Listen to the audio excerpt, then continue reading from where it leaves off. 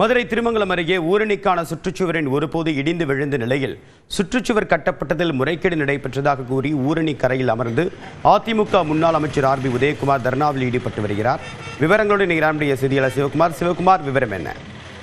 நிச்சயமாக தேவபுரியன். அதாவது மதுரை மாவட்டம் திருமங்கலம் அடுத்த டி கல்லுப்பட்டி பகுதியில் அழகுநாச்சியார் ஊரணி என்ற ஒரு ஊரணி உள்ளது. இந்த ஊரணியை அண்மையில் தூர்வாரும் பணிக்காக மத்திய அரசு நிதி மற்றும் மாநில அரசு நிதியிலிருந்து 70 லட்சம் ரூபாய் நிதி ஒதுக்கீடு செய்யப்பட்டு தூர்வாரப்பட்டு சுற்றுச்சுவர் எழுப்பப்பட்டது. இந்த சுற்றுச்சுவர் எழுப்பப்பட்ட 2 மாதம் கூட ஆகாத நிலையில் சுற்றுச்சுவரின் ஒரு பகுதி கிட்டத்தட்ட ஒரு 100 அடி நீளத்துக்கும் 7 அடி உயரம் கொண்ட சுற்றுச்சுவரானது அடியோடு சாய்ந்து விழுந்தது.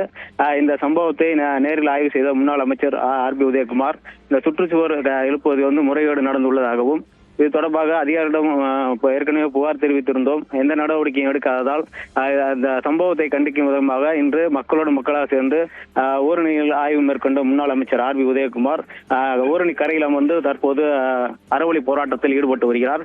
மதுரைக்கு அதாவது இன்று மாலை மதுரை வரக்கூடிய துணை முதல்வர் உதயநிதி ஸ்டாலின் விருதுநகர் மற்றும் மதுரை மாவட்டங்களில் கள ஆய்வு மேற்கொள்ள உள்ளார். கள ஆய்வு மேற்கொள்ளும் உதயநிதி அவர்கள் பெயர் அளவுக்கு ஆய்வு செய்யாமல் இது போன்ற முறைகேடுகளை தடுத்து நிறுத்த வேண்டும். விரிவான தகவலுக்கு நன்றி சிவகுமார்.